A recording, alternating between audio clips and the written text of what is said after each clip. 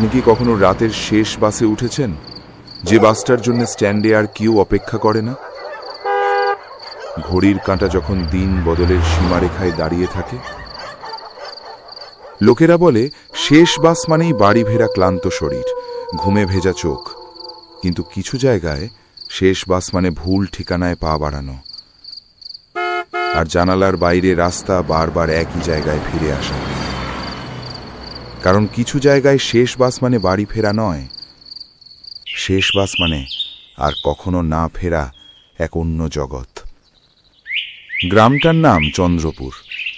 যারা একবার গেছে তারা আর কখনোই ফিরে আসে না গ্রামের গল্প বলতে। কেউ বলে তারা হারিয়ে গেছে, কেউ বলে অন্য শহরে চলে গেছে, কিন্তু অদ্ভুত ব্যাপার হলো তাদের কেউই আর কোনোদিন ফিরে আসেনি। চন্দ্রপুরের কথা উঠলেই বুড়োরা চুপ হয়ে যায়, আর ট্রেন বা বাসের ড্রাইভাররা চোখ নামিয়ে ফেলে। আমি এসব বিশ্বাস করতাম না। আমার কাছে এগুলো গ্রামের বানানো গল্প, ভয় দেখানোর জন্য ছড়ানো গুজব। আমি ভাবতাম একটা গ্রামই তো, মানুষ থাকবে, ঘর থাকবে, সকাল হলে সূর্য উঠবে, মানুষের স্বাভাবিক জীবনযাপন। সেদিন রাত প্রায় 10টা। ঘরটা তখন অস্বাভাবিক রকম চুপচাপ। বাইরে ঝিঁঝি পোকার ডাক আর ঘড়ির কাঁটা প্রতিটা সেকেন্ডে ভারী শব্দে নড়ছিল। হঠাৎ বাবার ফোন, কাঁপা কণ্ঠে, মা খুব অসুস্থ, তোকে যে করেই হোক আসতে হবে। কথাগুলো শোনার পর মাথার ভেতর যেন কিছু একটা হুড়মুড় করে ভেঙে পড়ল। ঘড়ির দিকে তাকালাম। শেষ বাস ছাড়বে রাত 11:30। এই সময় আর কোনো বাস নেই, ট্রেন নেই। স্ট্যান্ডে গিয়ে শুনলাম ফিসফিসানি।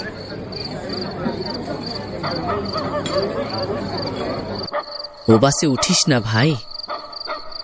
কেউ চোখে চোখ রাখল না, কেউ আবার নাম নিচু করে বলল, ওটা শেষ বাস না, ওটা শেষ যাত্রা। আমি তখনও জানতাম না এই যাত্রাই আমার জন্য শেষ যাত্রা। কিছু বাসে ওঠা মানে গন্তব্যে যাওয়া নয়, কিছু বাসে ওঠা মানে শেষ যাত্রা।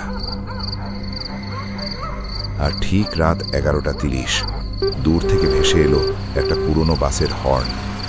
যেন কেউ ডাকছে শুধু আমাকেই, যেন ওই বাসটি শুধু আমার জন্যই এসেছে। বাসটা এসে দাঁড়ালো। লালচে হেডলাইটের আলো কুয়াশা চিরে থামলো আমার সামনে। পুরনো একটি বাস, যেন বহু বছর ধরে কেউ একে ধোয়েনি, ছোঁয়েনি। দরজাটা খুলতেই একটা ভারী স্যাঁতস্যাঁতে গন্ধ, পুরনো কাপড়, ভেজা মাটি আর কিসের যেন অচেনা এক গন্ধ।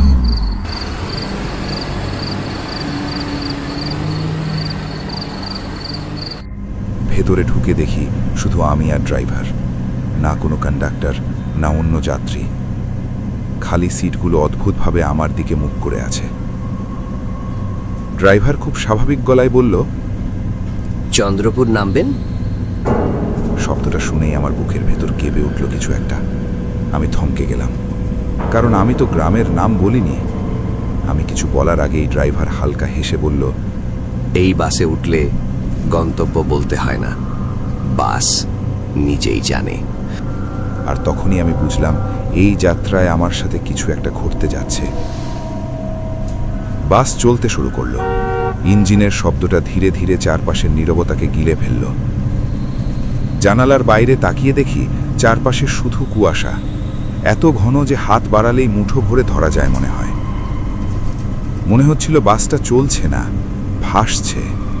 হঠাৎ ঘড়ির দিকে তাকালাম, সময় থেমে আছে, ঠিক 12:00।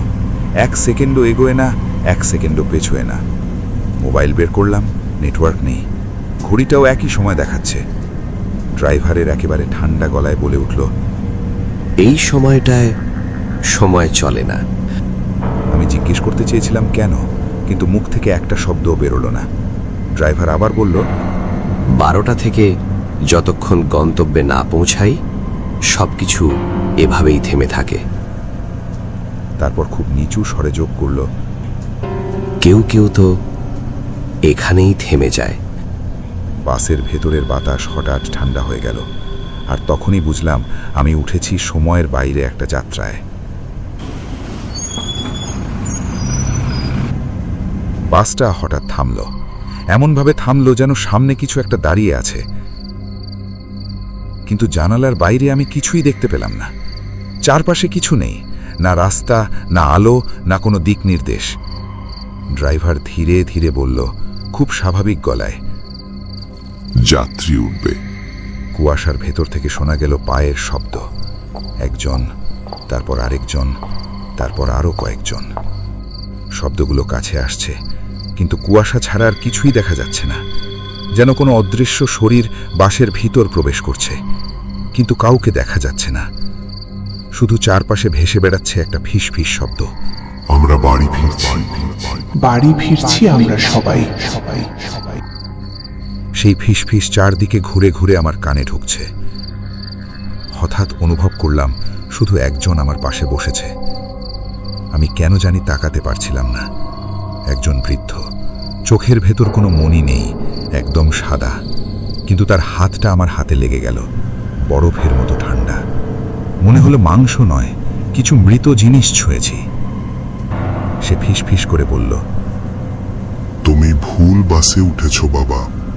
আমি কথা বলতে চাইলাম, চিৎকার করতে চেয়েছিলাম, কিন্তু গলা দিয়ে একটা শব্দ বেরোলো না। আমার কণ্ঠ যেন এই বাসেই কোথাও আটকে গেছে। আর তখনই বুঝলাম, এই যাত্রায় সবাই যাত্রী না, কেউ কেউ ফিরে আসার আশায় এখনো বসে আছে। বাস থামল। এবার কোনো ঝাঁকুনি নেই, যেন বাসটা নিজে থেকেই এখানে থামার কথা ছিল। ড্রাইভার একটা ছোট্ট নির্লিপ্ত শব্দে বলল, নামুন, এসে গেছে।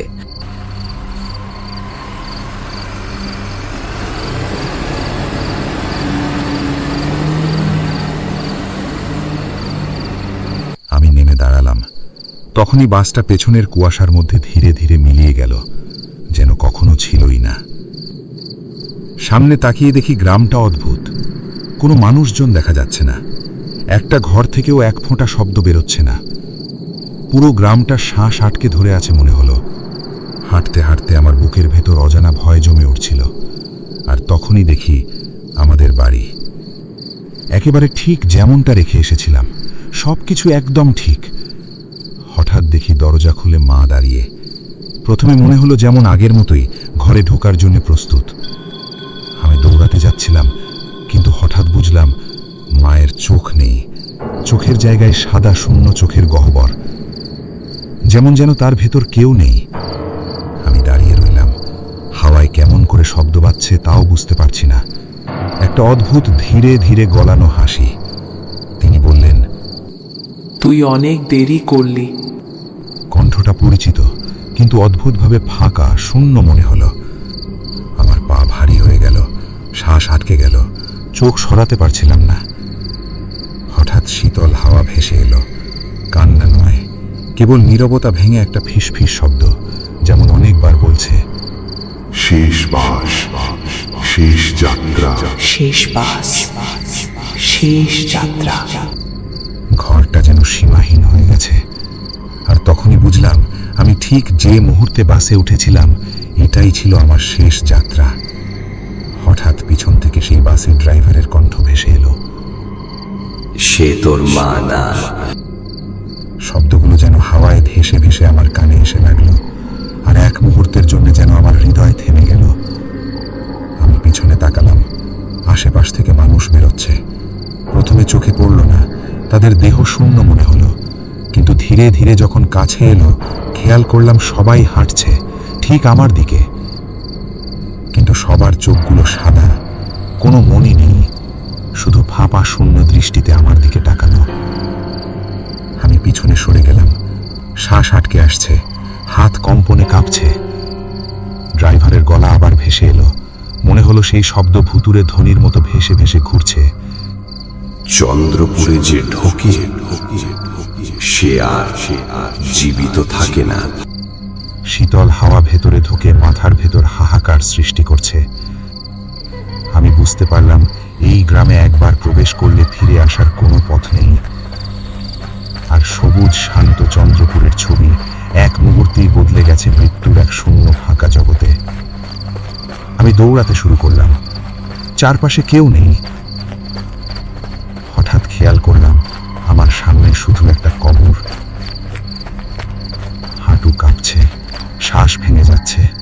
কবরের খলকে লেখা আমার নাম।